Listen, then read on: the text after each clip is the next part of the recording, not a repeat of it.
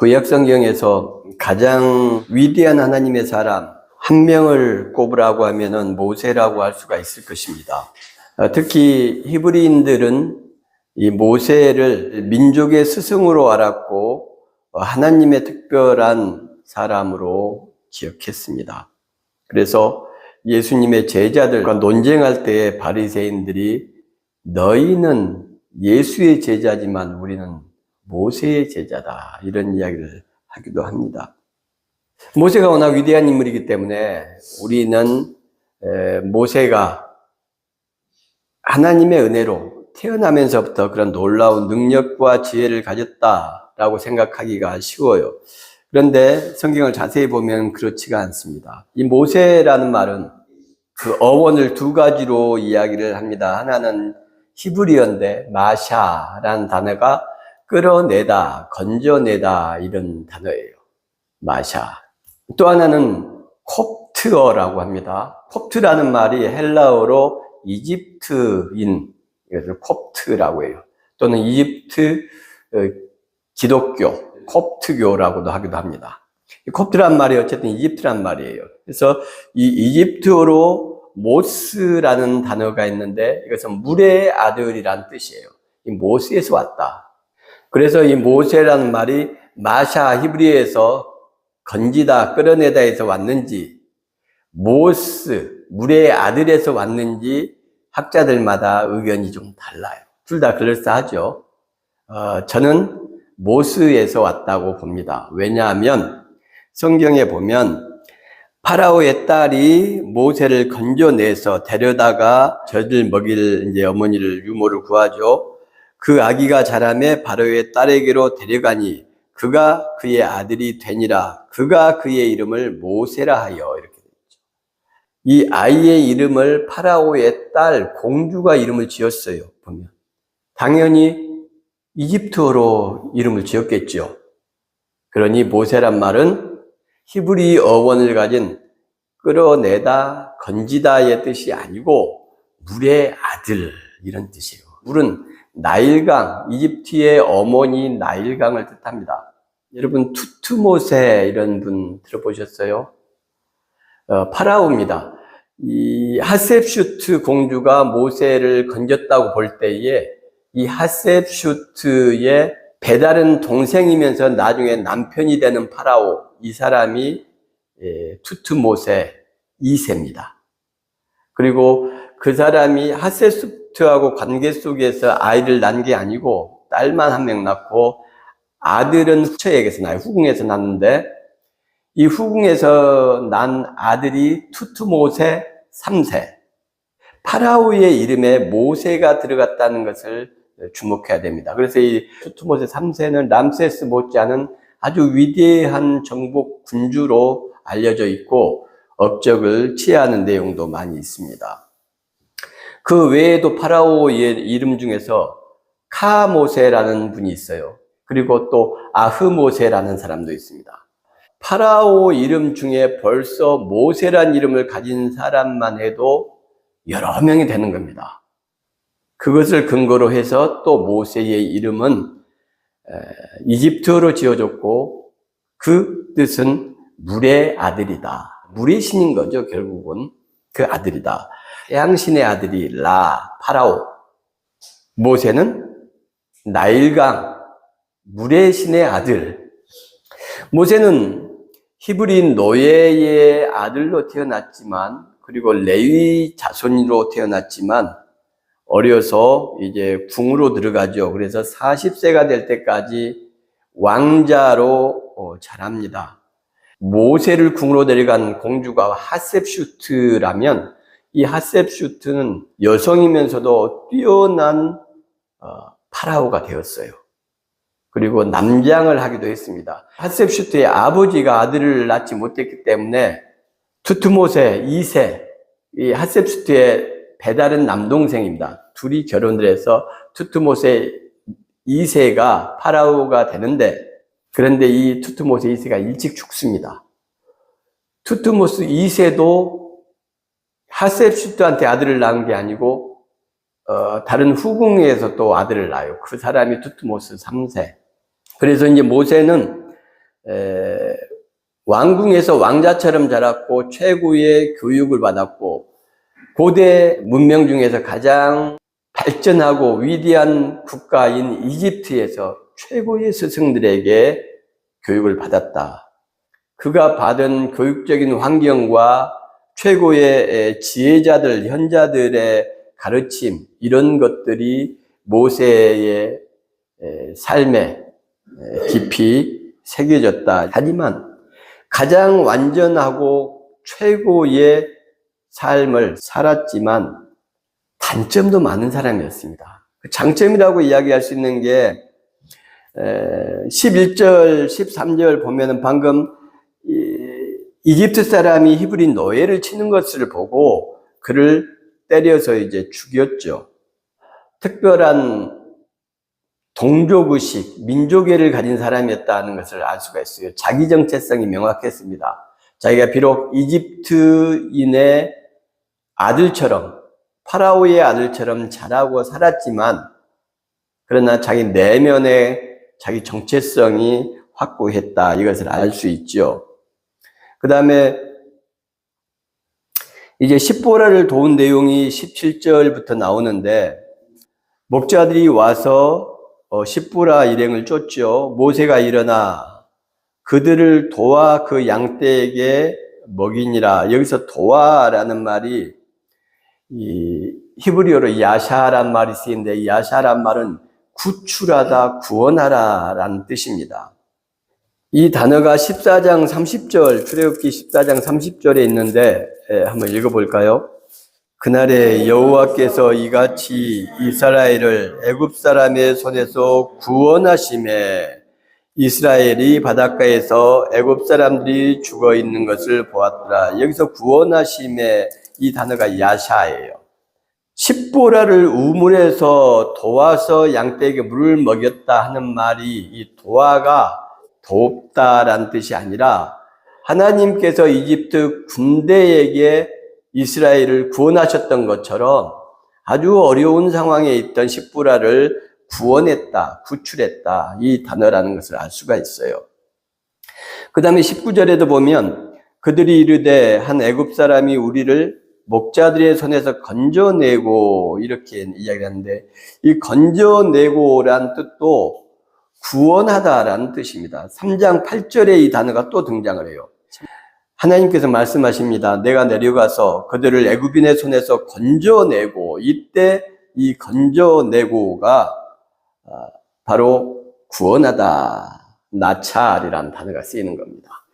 우물가에서 모세가 십보라를 도왔던 것이 다른 남자 목동들, 이 목자들이 젊은 여성을 아주 못된 짓을 하고 아주 힘들게 하고 고통스럽게 하는 상황이었다는 것을 이 두 단어, 나찰이라는 단어와 야샤, 구원하다라는 단어를 통해서 우리가 알 수가 있어요.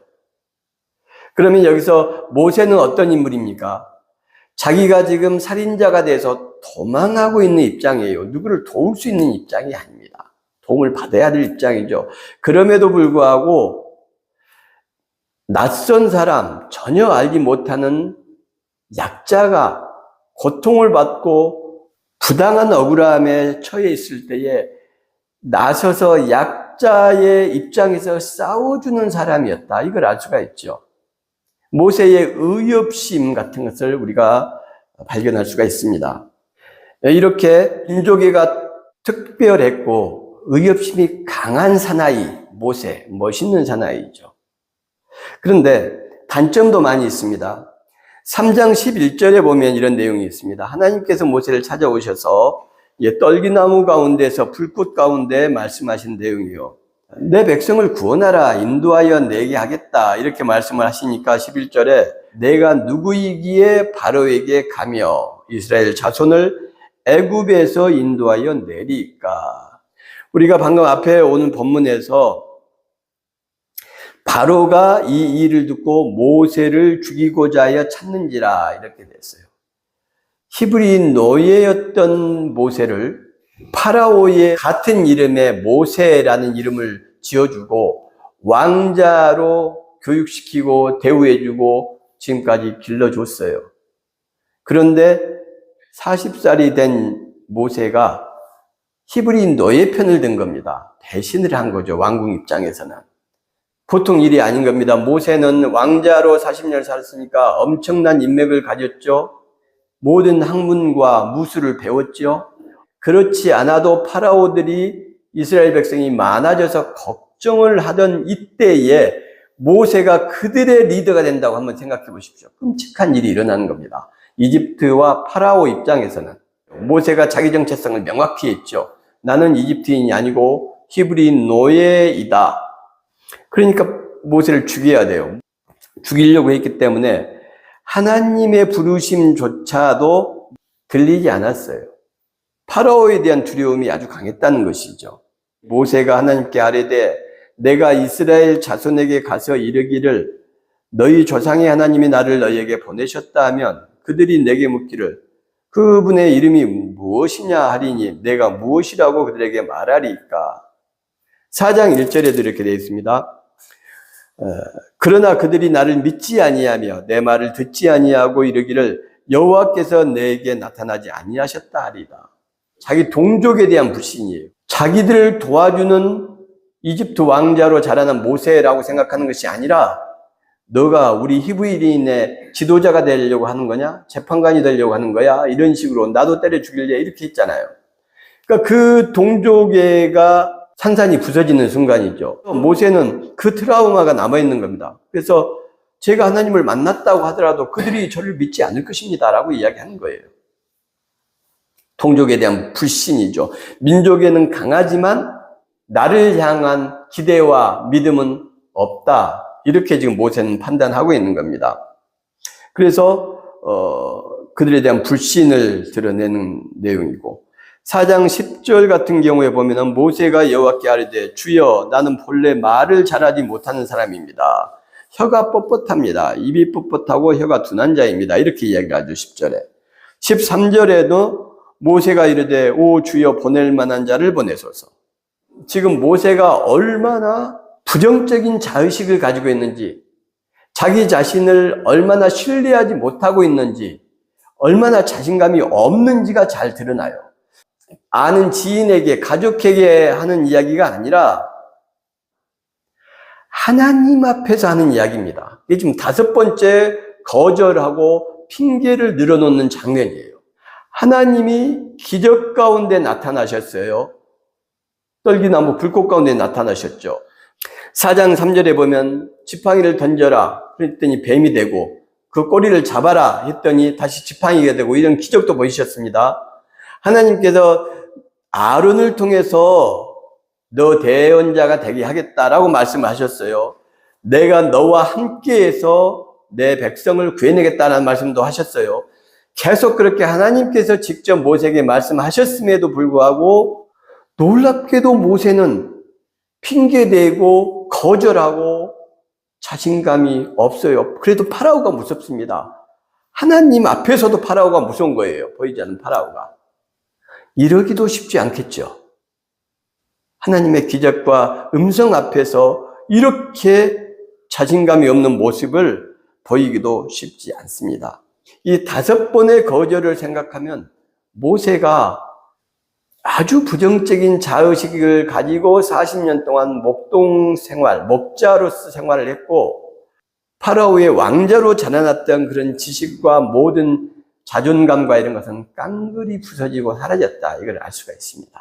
80세가 된 모세는 대단하고 위대한 인물이었다기보다는 그저 노쇠하고 형편없고 자존감이 바닥을 치는 그런 평범한 사람에 불과했다. 하나님에게 거절한 것을 생각을 하면 평범 이하로 자신감이 없었던 사람이다. 이걸 알 수가 있어요. 이것을 아는 것이 매우 중요하다고 저는 생각을 합니다.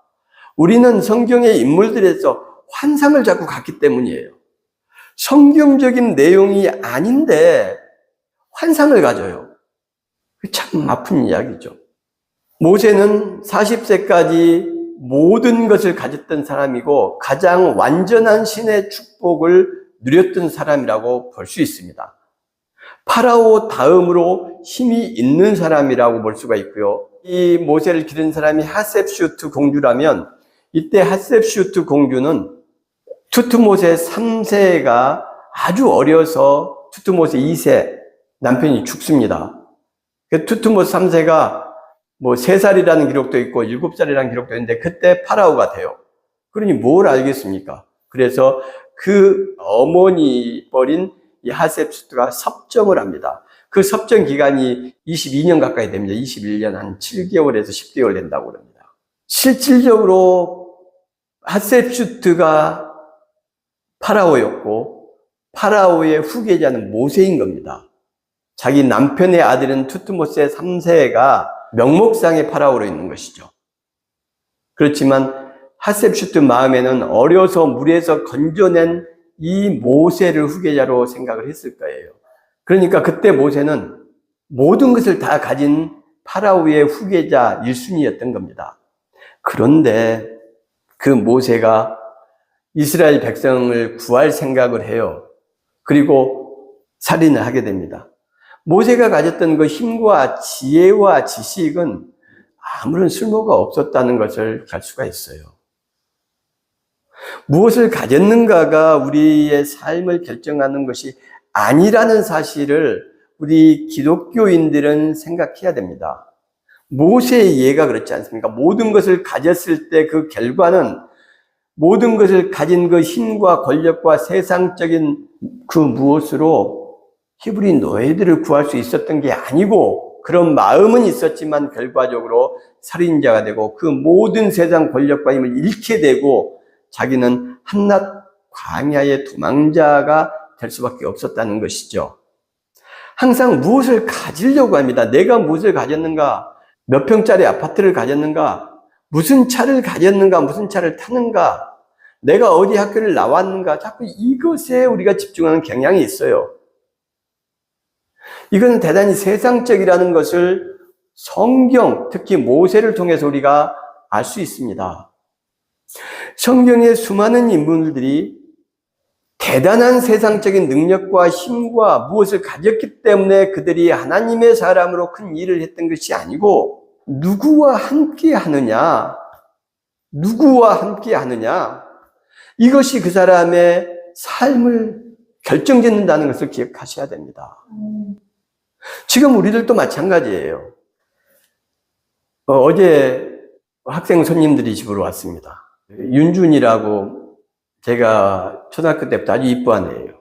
타고난 성품이 굉장히 남성적이고 와일드하고 이렇게 아이들을 이끄는 어떤 부수기질 같은 게 있습니다. 똑똑하지만 말이 굉장히 거칠어요. 그 애가 또 중학교를 최고를 갔기 때문에 여러 가지로 염려가 되고 걱정이 됐는데 고등학교는 이제 최고를 안 가고 대학을 간다고 공부한다고 이제 운동을 그만뒀습니다. 그래 어제 와서 이제 친구들도 함께 둘이 온다고 해서 함께 봤어요. 나중에 또 한 명이 더 왔습니다. 그 친구들을 보니까 친구들이 아주 재치가 있고 어제 불꽃놀이를 구경하러 간다고 하면서 그래서 그런데 가면은 뭐 또 먹고 해야 되는데 돈 있냐 그러면서 이제 지갑을 다 털어서 현금 있는 걸 다 줬습니다. 그랬더니 한 애가 제일 나중에 온 한 애가 예 저는 준비해 왔습니다. 허리에다 손을 이렇게 넣더니 여기 있습니다. 이러는 거예요. 그러니까 다른 애들 3명이 다 함께 서준이라는 애였는데 굉장히 재치가 있죠. 음료와 과자와 이런 이제 다과 알리오 올리오도 해주고 이렇게 했는데 그 서준이라는 애는 그걸 딱 마신 다음에 그릇을 갖다가 주방으로 딱 가지고 와요. 좀 특별한 아이였습니다. 그 윤준이에 대한 걱정이 확 풀리는 거예요. 키와 등치와 뭐 이런 게 키 큰 것 같습니다. 럭비를 했거든요. 친구들이 그런 쪽이 많고 선후배들이 그런 쪽이 많은데 그런 친구들을 만나지 않고 그렇게 재치 있고 유머러스하고 애들이 밝은 아이들을 만나니까 너무 마음이 풀리더라고요.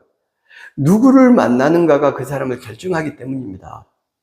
제가 감사해서 기도하면서 이 아이들의 평생에 사는 동안에 얼굴에서 미소가 떠나지 않게 해주시고 마음속에 기쁨이 항상 있게 해주시고 특별히 만남의 축복이 있게 해달라. 만남의 축복. 모세가 성공할 수 있었던 것은 가진 것이 아니었어요. 오히려 대단했던 것이 너무나 허망하고 물거품 같은 거구나. 허공에 메아리와 다름이 없구나라는 것을 깨달았을 때에 모세의 위대한 발걸음이 시작되었다고 봐야죠. 결국은 이렇게 자신감 없고 힘없는 사람이 놀라운 사람이 되었습니까? 성경에서는 하나님과 함께 있기 때문이다. 이렇게 이야기를 해요. 늘 우리가 가진 것을 스펙 하면서 중요하게 생각을 합니다. 그러나 누구와 함께 하느냐? 내가 가진 것이 나를 출세와 성공으로 이끌지도 모릅니다. 그러나 그건 세상적인 것이라는 거죠. 그것으로 하나님의 일을 하는 것은 아니에요. 하나님의 일은 내 가진 것으로 하는 것이 아니고 하나님의 말씀과 더불어 하는 것입니다. 하나님과 함께 할 때 하나님의 일을 할 수 있는 거예요. 크고 작은 하나님의 일을 하는 것은 남과 나눌 수 있는 돈이 얼마가 있느냐, 전할 수 있는 지식이 얼마나 있느냐가 아니고 내가 지금 누구와 함께하고 있느냐, 즉 하나님의 마음이 내 속에 있느냐, 예수 그리스도의 마음이 내 마음에 있느냐, 누구와 함께하느냐가 하나님의 일을 하는데 결정적인 역할을 한다는 것을 우리가 기억하시고 세상의 좋은 것들을 탐하기보다 하나님과 함께하기를 기도하는 일주일이 되면 좋겠습니다.